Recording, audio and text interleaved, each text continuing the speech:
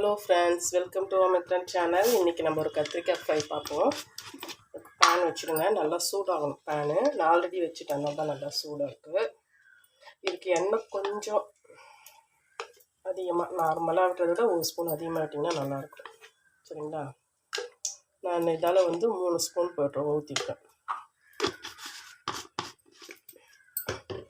இது பெருஞ்சீரகம் போட்டு தாளிச்சிங்கன்னா நல்லாயிருக்கும். கடுகு போட்டு தாளிக்கிறத விட ஃப்ரை பண்ணுறதுக்கு பெருஞ்சீரகம் போடுங்க. சின்ன ஸ்பூன் தாங்க, ஒரு ஸ்பூன் போடுங்க.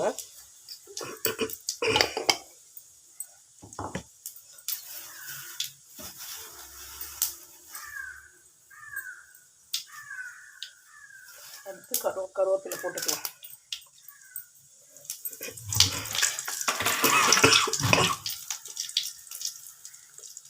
அடுத்து பூண்டு போட்டுக்கலாங்க. ஒரு 10 பூண்டு கிட்ட இடித்து வச்சுருக்கோம்.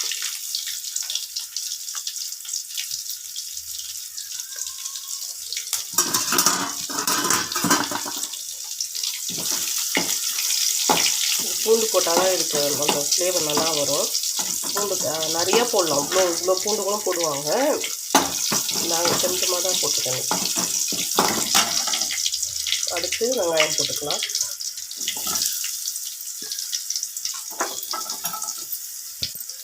வெங்காயம் போட்டு நல்லா வதங்கணும்.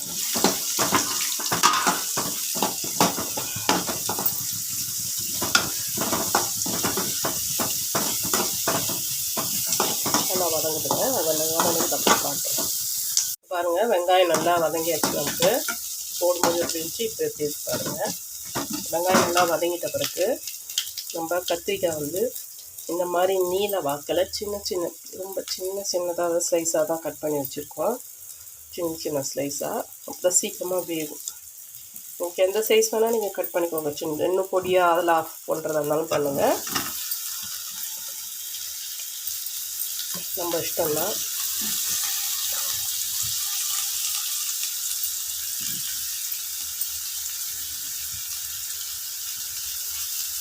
நான் இன்னைக்கு ஒரு 10 கத்திரிக்காய் கிட்ட கட் பண்ணியிருக்கேங்க. அதுக்கு 2 வெங்காயம் போட்டிருக்கேன்.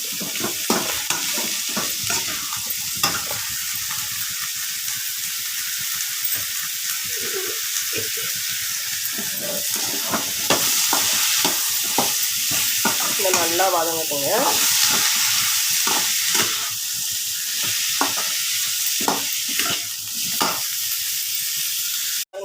கத்திரிக்காய் போட்டு நான் இப்போ நல்லா வதக்கி ஒரு 2 நிமிஷம் மூடி போட்டு வேக வச்சேன். தண்ணிலாம் எதுவும் ஊற்றிடாதீங்க. இப்போ இதுக்கு தேவையான மசாலாலாம் போட்டுக்கலாம். லைட்டாக மஞ்சத்தூள் போட்டேன். லைட்டாக மஞ்சத்தூள் போட்டுக்கோங்க. அடுத்து காரத்துக்கு இதுக்கு காரம் தாங்க போடணும் நம்ம. அதனால் நிறைய மிளகாத்தூள் போட்டால் அது ஒரு மாதிரியாக இருக்கும். தனி மிளகாத்தூள் இருக்குது இல்லைங்களா, மிளகாத்தூள் மட்டும், அது காரத்துக்காக கொஞ்சமாக போடுங்க. கொஞ்சமாக, இது சின்ன ஸ்பூன், இதுலேயே லாஸ்ட் தான் போடும். இது கொஞ்சம் காரம் கொடுக்கும். இதுக்கப்புறமா நம்ம குழம்பு மிளகாத்தூள் கொஞ்சமாக கொடுக்கணும்.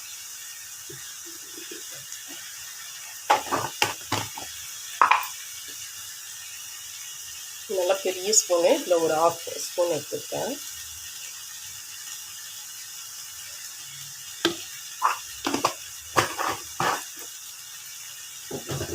டிஷ்ஷுக்கு தேவையான அளவு உப்பு போட்டுக்கலாம்.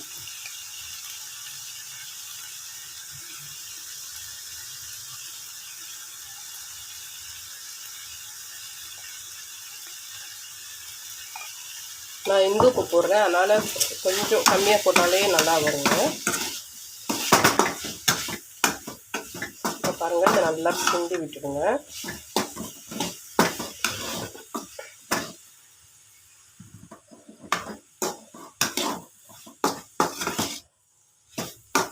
கிண்டி விட்டுட்டு இதை நல்லா மூடி போட்டுருந்துங்க. ஒரு சொட்டு தண்ணி கூட நம்ம விடக்கூடாது.